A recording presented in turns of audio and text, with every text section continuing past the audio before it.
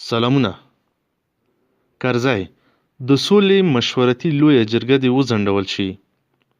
ملګرو که چیرې زموږ چینل مو نه وي سبسکرایب کړی، چینل ضرور سبسکرایب کړئ او خوا کې ورسره د بیل نشان ووهئ ترڅو زموږ له هرې نوې ویډیو څخه خبر شئ.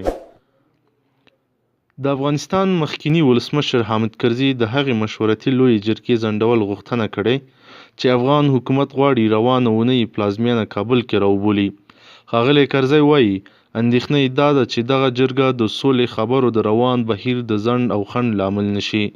په هغه اعلامیه کې چې د ښاغلي کرزي پر فیسبوک پاڼه خپره شوې ویل شوي چې د راتلونکي جرګې په تړاو په خپله حکومت کې دننه او په ملي کچه اجماع نشته ځکه یې د ګټوره نه بولي.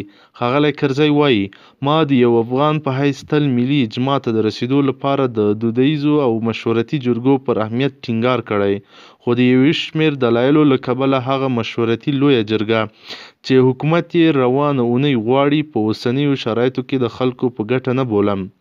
له دې مخکې د عبدالله په مشرۍ د ثبات او همپالنې ټاکنیز ټیم ویلي چې د سولې په اړه جوړیدونکې مشورتي جرګه کې ګډون نه کوي. د دوی له دفتره خپره شوې خپرپاڼه کې راغلي وو چې د سولې مشورتي لویې جرګې په اړه له دوی سره د ګوندونو د استازو په توګه او یا هم په حکومتي کچه سلا مشوره نه ده شوې. بل لور ته د حنیف اتمر په مشرۍ د سولې او اعتدال ټاکنیزې ډلې هم د عبدالله په مشرۍ د ثبات او همپالنې ټاکنیز ټیم په څیر د سولې په اړه جوړیدونکې مشورتي جرګه کې له ګډون کولو انکار کړی. د ښاغلي اتمر ټاکنیز ټیم د وري پر 26مه یوه خپرپاڼه کې ویلي وو د جوړیدونکې مشورتي لویې جرګې په اړه ژوره اندېښنه لري او دا د حکومت لخوا یو سفارشي لویه جرګه بولي. افغان حکومت دې جرګه کې وسلوالو طالبانو ته هم بلنه ورکړې وه، د هغوی د امنیتي ضمانت ته هم غاړه ایښې وه، خو یادې ډلې هم په دې جرګه کې له ګډونه انکار کړی. د تېرې وري میاشتې پر 21مه د وسلوالو طالبانو ویاند ذبیح الله مجاهد یو اعلامیه کې وویل دوی په دغه جرګه کې ګډون نه کوي. له خپلو وطنوالو هم غواړو چې دې حساسه تاریخي مرحله کې د دښمن د دسیسو ښکار نشي او دې نمایشي جرګه کې ګډون ونه کړي.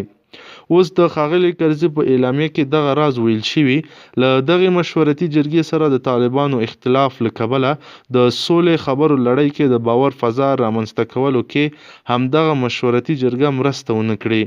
د ښاغلي کرزي په خبره خپله د 1496 کال ولسمشر محمد اشرف غني ته د دودیزې لویې جرګې رابللو وړاندیز کړی و چې په وینا یې هغه مهال د سولې اوسنۍ پروسه نه وه پیل شوې، خو اوس چې په قطر، مسکو او واشنګټن کې د افغان سولې په تړاو خبرې شوي د دغه بهیر د پرمختګ ښیي چې اوس باید پکې د افغان حکومت ګډون تقویه شي او له منفي اغیزو د ژغورل کېدو لپاره باید دغه مشورتي لویه جرګه وځنډول شي.